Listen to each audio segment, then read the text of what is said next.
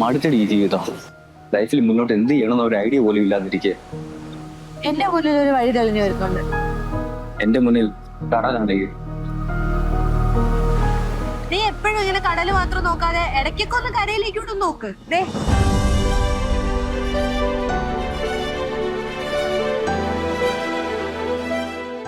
നിനക്കാണെങ്കിൽ degree ഉണ്ട്, എന്റെ കാര്യം എങ്ങനെയാണോ? എനിക്ക് +2 മാത്രമേ ഉള്ളൂ. +2 വെച്ചിട്ട് ഇവിടെ ജോലി കിട്ടാനാണ്. എടാ, ക്വാളിഫിക്കേഷനിലൊന്നും അല്ല കാര്യം, സ്കില്ല് വേണം. ഇപ്പൊ കമ്പനീസ് ഒക്കെ ഡിമാൻഡ് ചെയ്യുന്നത് സ്കിൽഡ് ആയിട്ടുള്ള ആൾക്കാരെയാണ്. നിനക്ക് സ്കില്ലുണ്ടോ എന്നാ ജോലി? അതെങ്ങനെ?